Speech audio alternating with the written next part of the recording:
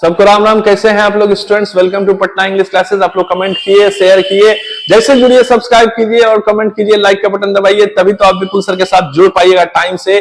और मेहनत करिए मेरे साथ। देखिए 10 क्वेश्चन मैंने स्टेट का जो है कंप्लीट कर दिया है। 2023 का क्वेश्चन है, 24 का क्वेश्चन भी मैं डील करूंगा, या जब जब जो भी क्वेश्चन हुआ है 24 में या 22 में, जब कभी भी हुआ एग्जामिनेशन, कोशिश करूंगा मैं उसको देने का।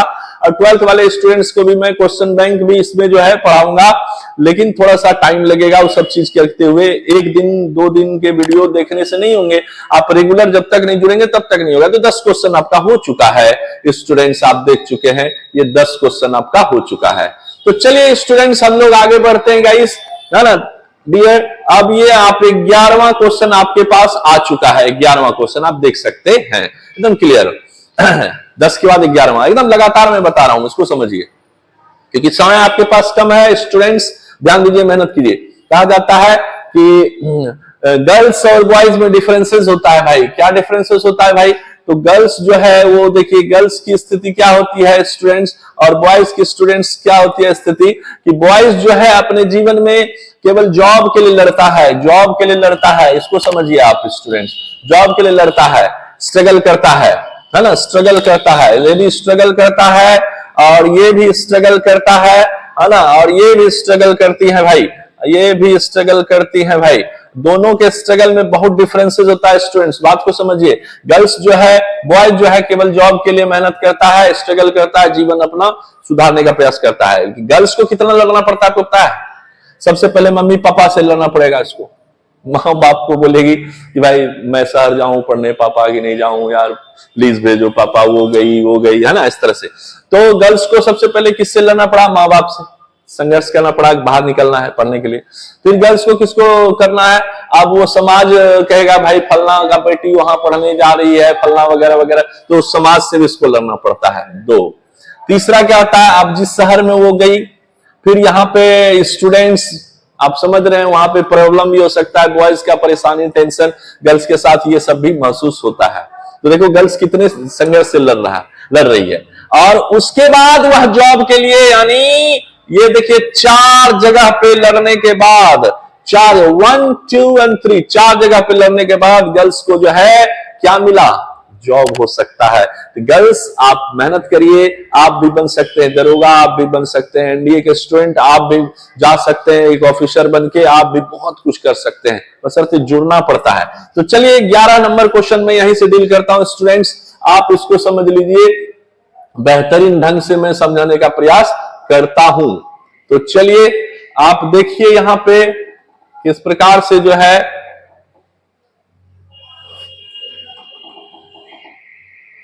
देखिए 11 नंबर क्वेश्चन में डील कर दे रहा हूं आपको अभी का अभी।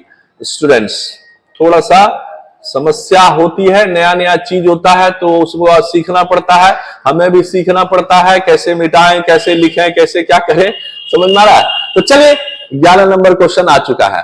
11 नंबर क्वेश्चन जो है उसको हम लोग क्या करेंगे, देखिए यहाँ पे choose the present perfect tense.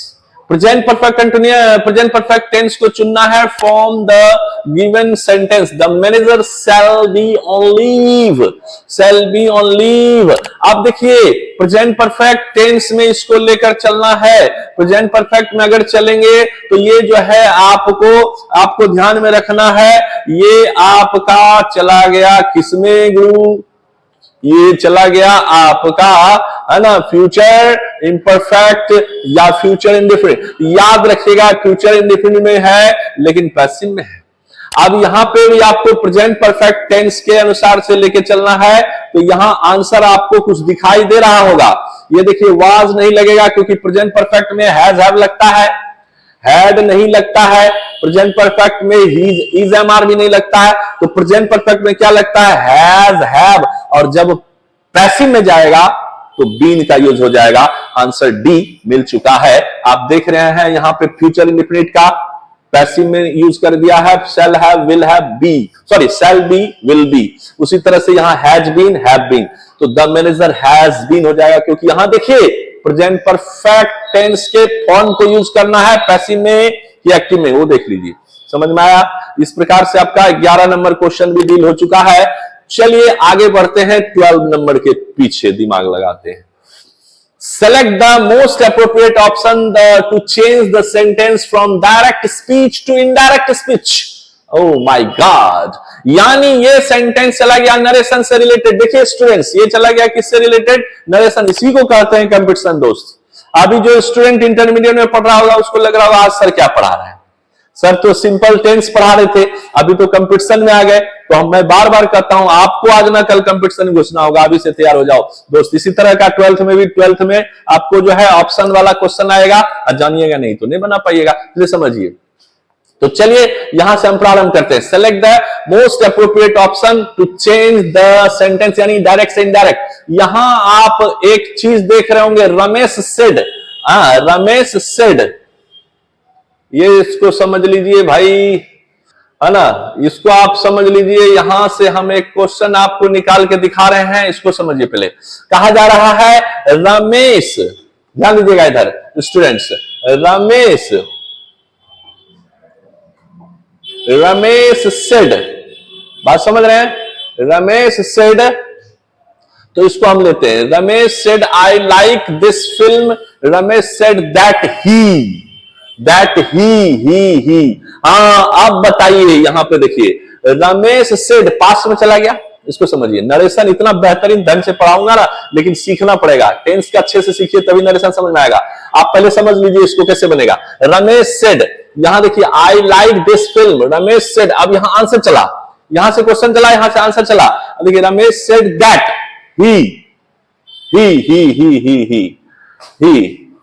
देखिए यहां पे ही के बाद आपको ध्यान देना है, क्या ये पास्ट है तो उधर भी तो पास्ट चलेगा ना, पास्ट को पास्ट में लेके चलना है। आई लाइक तो ही लाइक्ड हो जाएगा that film, he like that film. ये देखिए यहां पे लाइक्स नहीं होगा, क्यों नहीं होगा दोस्त, क्यों नहीं होगा स्टूडेंट्स? क्योंकि ये आपका पास्ट में आ रहा है। ये जब पास्ट में रहेगा रिपोर्टिंग वर्ब, ये जब रिपोर्टिंग वर्ब पास्ट रहेगा तो आपको लगता है इधर प्रेजेंट होगा, इधर भी तो पास्ट चला जाएगा। यानी यहां पे आपको देखने वाली बात है, ये प्रेजेंट खत्म हो गया, प्रेजेंट खत्म हो गया, प्रेजेंट खत्म हो गया, पास्ट में है तो ही के साथ लाइक लगाओ, दैट फिल्म लगाओ, आंसर हियर। क्लियर हो चुका है?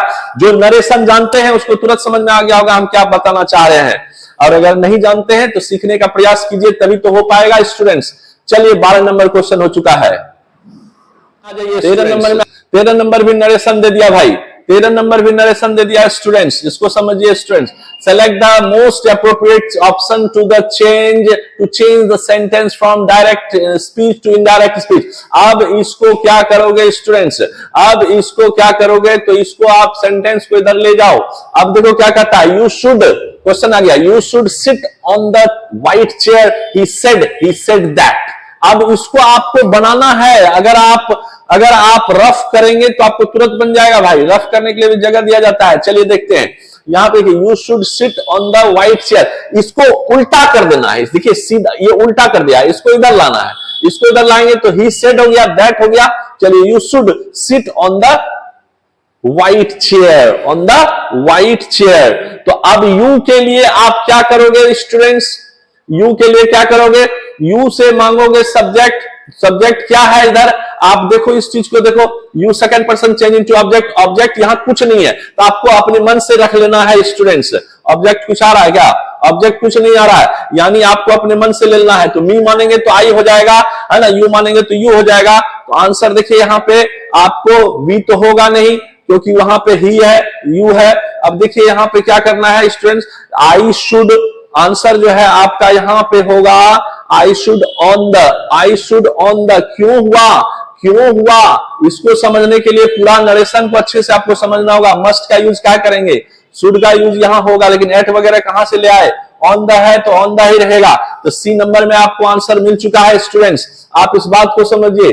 तो इस हिसाब से अगर देखते हैं तो आपका ये आंसर भी बन चुका है। क्वेश्चन आप मिला लीजिए और तब जाके आप देखिए आंसर आपका क्लियर हो जाएगा। यहां जब शुड है तो वहां मस्ट क्यों होगा, शुड है तो मस्ट क्यों होगा, और शुड है तो एट कैसे होगा। यहां जब ऑन है तो ऑन ही होगा, यानी ये खत्म, ये भी खत्म, ये भी खत्म, मस्ट खत्म, शुड दो था, इसको पकड़िए। तो एट वाला नहीं होगा, ऑन वाला होगा क्योंकि ऑन ही था ऑप्शन में।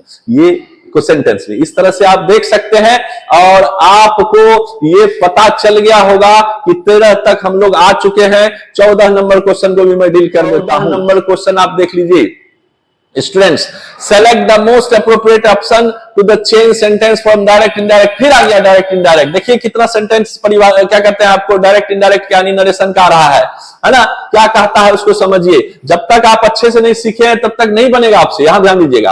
अब देखिए क्या कहा जा रहा है, we are going for a holiday next week, we declared, we है ना, said that खाली स्थान going for a holiday, the अब वी तो दे कैसे दे तो होगा नहीं, तो वी वाला ही पकड़ना होगा। तो वी वाला दो ऑप्शन है, ये क्या हुआ भाई, ये आपका खत्म हो गया दे वाला, फिर यू वाला भी खत्म हो गया। तो अब आप पकड़ोगे किसको, वी को भी पकड़ोगे ना, तो वी को पकड़ोगे तो वी क्या करेगा भाई, वी जो है आपको पकड़ेगा।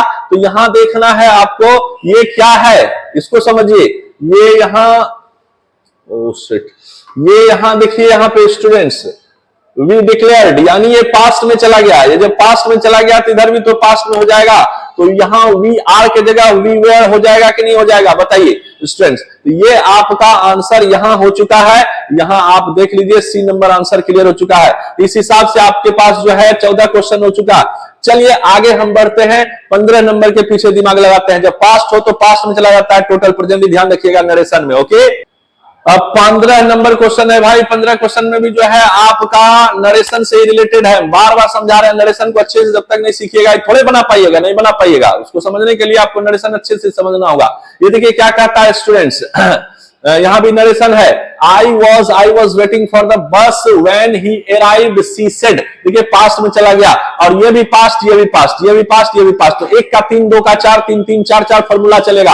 अब 1 का 3, 2 का 4, 1 का 3, 1 बराबर 3, 2 का 4 है ना, और 3 बराबर 3 ये फॉर्मूला चलता है, 4 बराबर 4 ये फॉर्मूला क्या है, इसको नरेशन जब पढ़ाएंगे तब समझ में आएगा। अभी फिलहाल आपको देखना है इधर भी पास्ट इधर भी पास्ट। तो हैड बीन होना चाहिए मेरे अनुसार, हैड बीन होना चाहिए मेरे अनुसार। तो हैड बीन अगर होगा स्टूडेंट्स, तो हैड बीन हम देख लेते हैं, है ना। हैड बीन कहां है, तो हैड बीन नहीं है, मान लिया जाए हैड बीन नहीं है स्टूडेंट्स। तो आपको एक चीज और ध्यान देना होगा, उधर पास्ट है इधर भी पास्ट है। तो अब आप देख लीजिए कि सी वॉज अराइव्ड या ही अराइव्ड, ये आंसर होना चाहिए। क्यों होना चाहिए, क्योंकि सी सेड ये पास्ट में चला गया, और सी खाली स्थान टोल्ड, अच्छा टोल्ड दे दिया है नहीं, तो अब तो आपको जो है यहाँ पास्ट में चला गया, तो यहाँ वाज ही होगा, यानी आंसर आपका सी वाज या ही अराइव्ड हो जाएगा। ये आपका क्लियर हो चुका है। इस हिसाब से ये सेंटेंस, एक चीज और महसूस करने का चीज है बेटा, कि अगर आप अच्छे से समझेंगे तो थोड़ा सा आपको देखिए यहां पे ध्यान देना होगा। एक मिनट रुक जाइए जरा सा, इस सेंटेंस को समझिए। I was waiting for the bus when he arrived, she said. अब शी सेड ये पास्ट में गया, अब ये भी पास्ट है, ये भी पास्ट है।